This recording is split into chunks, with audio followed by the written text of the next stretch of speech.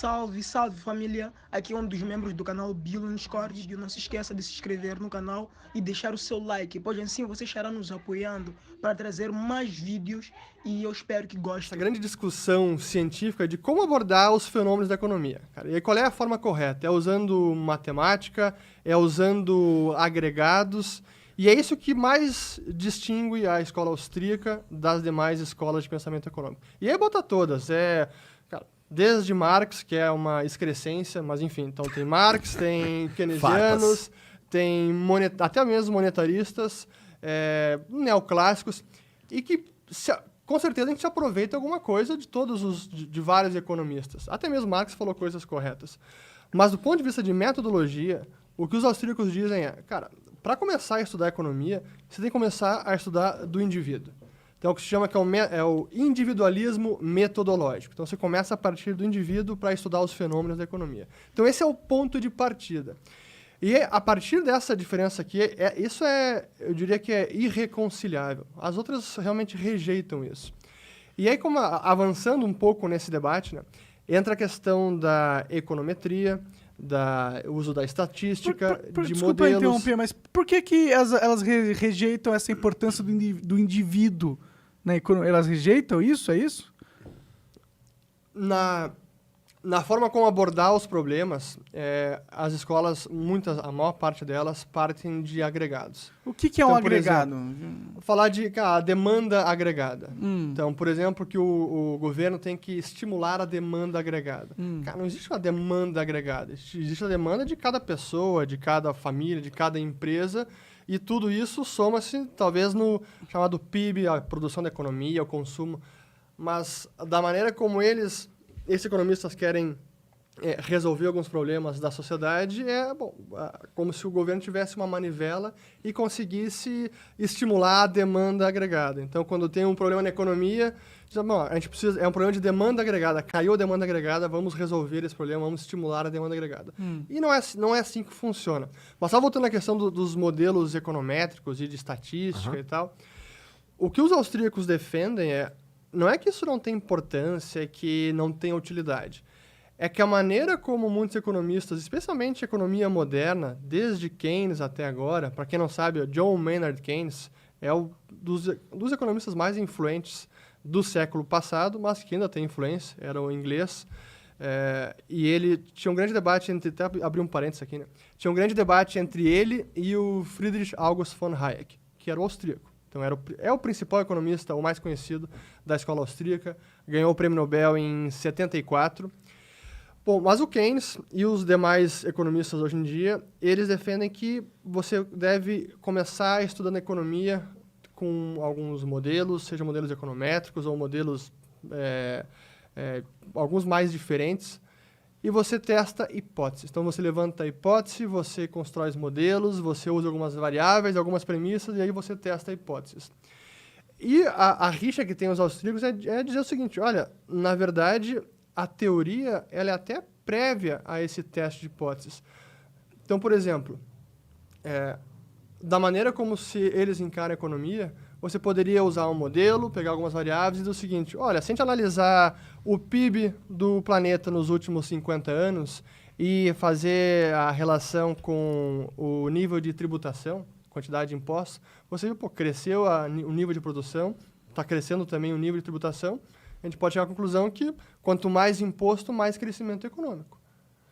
Se for olhar de uma maneira burra, sim. Isso né? é um paralelo meio burro, né? Mas no limite, no extremo, é isso. E por isso que é preciso dar um passo atrás e entender, antes de analisar os dados, ter a teoria correta para interpretar os fatos. Porque acho que a maneira correta de interpretar também, ou uma outra maneira de interpretar isso é que com o aumento da produção, aumentou o dinheiro que o governo poderia pegar de imposto, porque as pessoas têm mais dinheiro e aí eles só comeram mais, porque antigamente eles não conseguiam pegar mais o dinheiro dessas pessoas, porque simplesmente era um dinheiro que se ele pegasse, elas morriam de alguma forma, tá ligado? Ou tipo, era um dinheiro mínimo que elas tinham que ter. Mas aí, como a escassez diminuiu, teve mais fartura, então o dinheiro livre pro imposto aumentou, talvez, não sei. Cara, fez algum sentido isso? Olha, foi meio complicado. É que eu sei mas que eu me enrolei, mas eu vou ver se eu vou traduzir o monarquês e aí você me disse é isso mesmo que você tava pensando. Que tinha menos dinheiro, então, porque tinha mais escassez. Então, por exemplo, na época dos reis, eles não conseguiam cobrar mais imposto do que eles já cobravam, porque aquele ali era o limite do dinheiro que uma pessoa precisava para viver. Dinheiro, quero dizer, bens, sabe?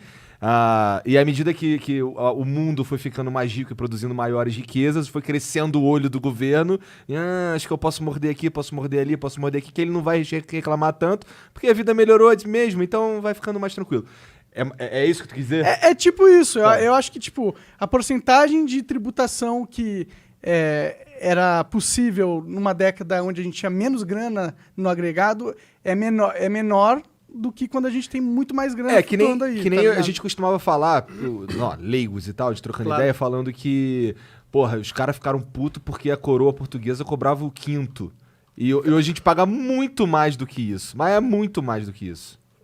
É isso. Não, exatamente isso. É exatamente isso. Então, até para usar um exemplo real de agora. Ontem ou anteontem foi divulgado o dado do PIB. E a equação do PIB, né, Produto Interno Bruto, que é a atividade, a produção de uma economia, é o consumo do governo, consumo das famílias, mais investimento, mais exportações, menos importações. Esse é o PIB. Esse é o cálculo do PIB. Mas se o governo constrói um hospital, esse dinheiro que o governo colocou no hospital, ele entra nessa conta como? É tipo positivo? É positivo? Mas não faz sentido isso. Eu sei, mas é exatamente isso. Mano. Tá, então se o governo constrói uma escola, ele coloca no PIB como... Estamos com mais dinheiro, é isso? Sabe o Itaquerão, o Mané Garrincha lá de Brasília? Isso foi investimento do PIB. Mas contou lá como PIB. Todas essas obras são superfaturadas, porra. E prestam para alguma coisa? Então, esse é o primeiro ponto. O PIB nem mede qualidade, sim quantidade. Verdade. E outra, que é por isso que eu digo que a teoria é importante.